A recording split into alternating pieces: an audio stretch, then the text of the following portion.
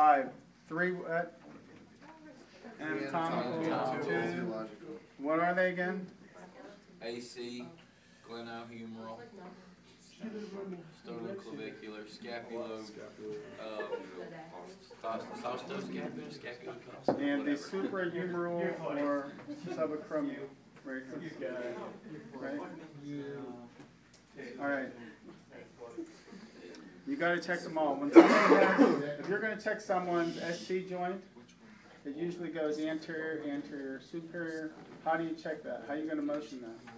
I would take a deep breath. Shrug their shoulders. Nice and slow, do a bilateral comparison. You look at it, do all your examinations, not just the motion palpation, but that is the motion palpation. Just have them shrug their shoulders, see how it goes. It should move like that, right? To adjust it, you're just going to stabilize the scapula, come behind the patient. If it's a female, let them cup their breast.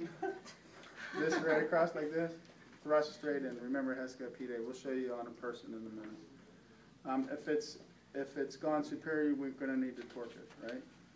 If it's gone posterior, only thing you're going to do is palpate it. You're going to bring the patient's arm up.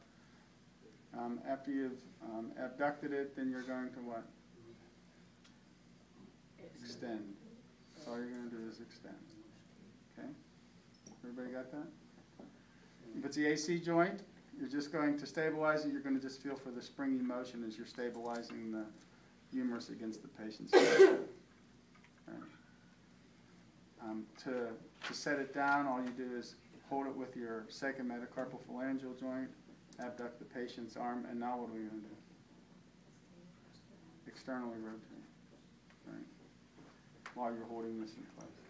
It's a glenohumeral joint. You're just going to come up like this. You're going to palpate, pulling these back.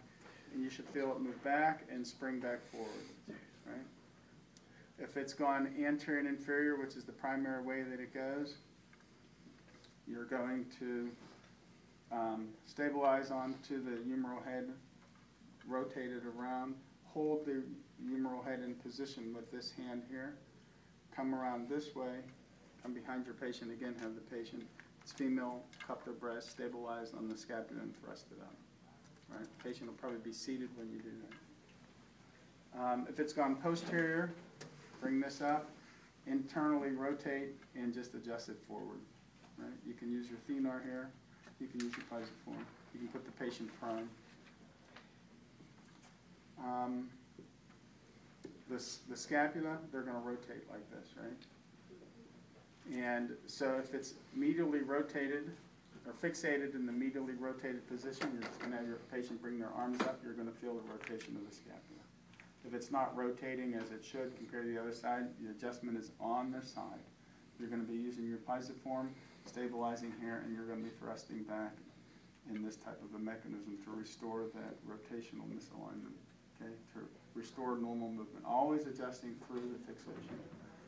If it's gone lateral, you have the patient lay prone with their arms at their side, grab onto the inferior angles of the scapula and push them medially and just do a bilateral comparison. If it's not moving medially as appropriately, then you're going to do the thenar again, having the patient lay on their side, contacting the lateral inferior border of the scapula and thrusting it around.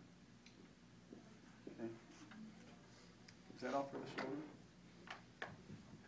Yes. For that last one that you just did, the lateral scapula, yeah. Don't we motion palpate with them on their side?